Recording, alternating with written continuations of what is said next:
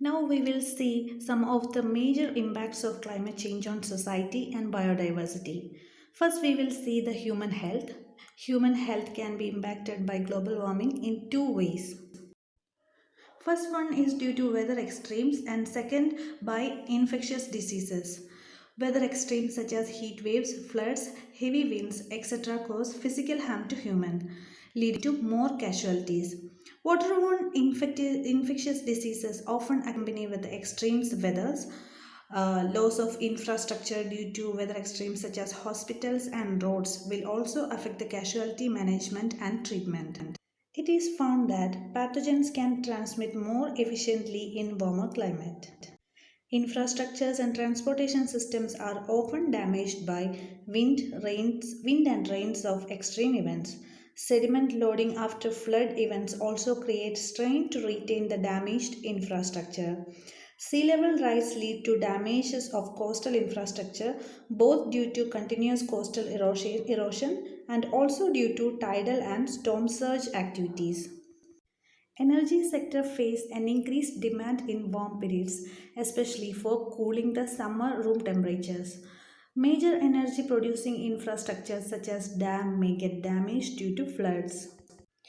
Agriculture and food storage face serious physical damage threat from weather extremes. Prolonged drought seriously affect agriculture.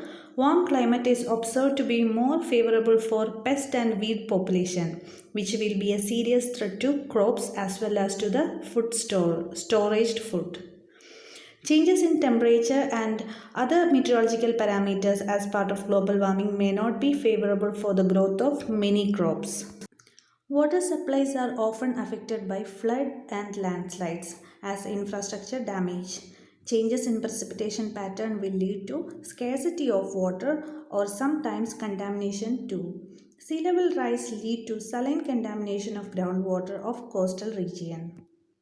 Biodiversity face migration of plants and animals to places of optimum temperature for them to live. Most vulnerable animals and plants are mainly in the polar region as the polar temperature is increasing and they don't have much very cold places to migrate, so they may extinct in the future climate. So, in order to live in a future warm climate, along with considering the impact of climate change, we have to take many precautions.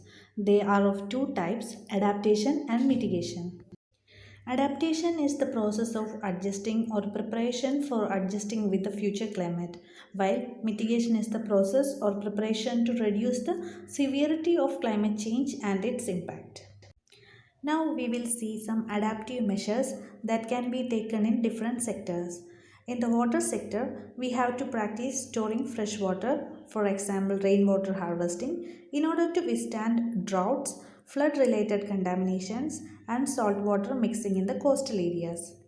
Reusing of water, increasing the irrigation efficiency, etc., will also reduce the freshwater consumption. Agriculture sector has to adjust the planting dates according to the precipitation pattern and should try improved varieties of crops that can withstand extreme weathers and higher temperature.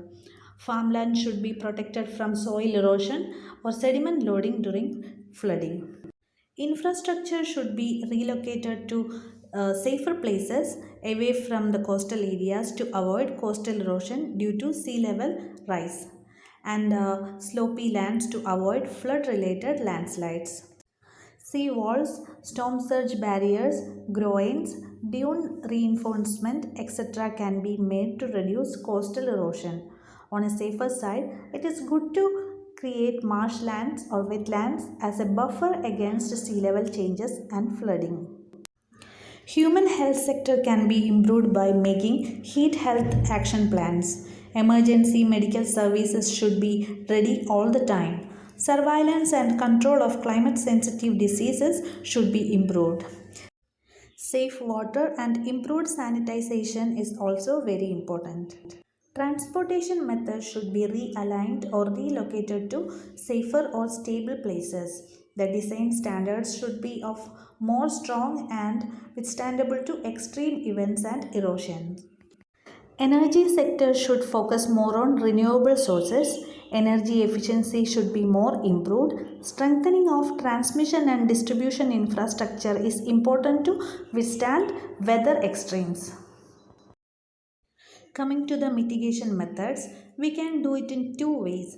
First is to reduce the greenhouse gases concentration in the atmosphere and by some geoengineering techniques. In order to control the greenhouse concentration in the atmosphere, the emission should be reduced. This can be effectively done by choosing alternative renewable energy sources than using petroleum or coal products. Since plants and phytoplanktons are the major sink of CO2, the most important greenhouse gas, we should try to improve the sink capacity by afforestation and reforestation. In geoengineering techniques, either we have to remove carbon dioxide to reduce the greenhouse effect or reduce the insulation by means of some techniques. Afforestation and reforestation can be accounted here too. Ocean fertilization by iron loading is a technique to increase the ocean productivity as iron is the limiting factor.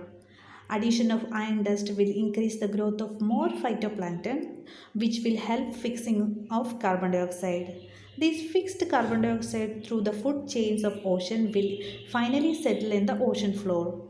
Artificial upwelling is another technique of bringing nutrient-rich deep sea water into the ocean surface to increase the productivity. Biochar is charcoal that is produced by pyrolysis of biomass without oxygen. It's a stable solid that is rich in carbon and that can stay in soil for thousands of years. Direct air capture is another technology to capture carbon dioxide from the atmosphere. This carbon dioxide can be permanently stored in deep geological formation. In this method, carbon dioxide is extracted from the atmosphere by means of some solutions.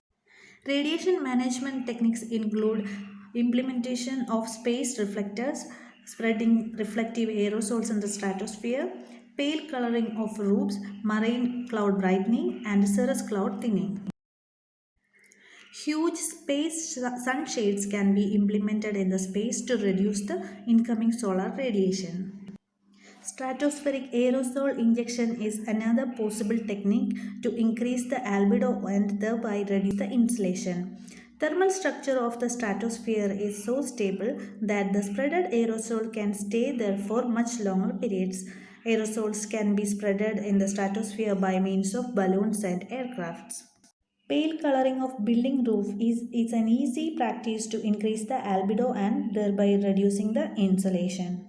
Marine cloud brightening is also an albedo modification technique. Seawater is sprayed into the atmosphere to increase the number of cloud condensation nuclei, that is, salt particles.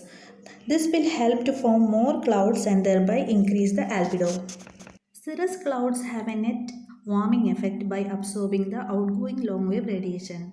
Cirrus clouds thinning is a proposed plan to thin or remove these clouds to reduce warming effect. So all these geoengineering techniques are not yet tried. They are just proposed only as the bad consequences are not fully known.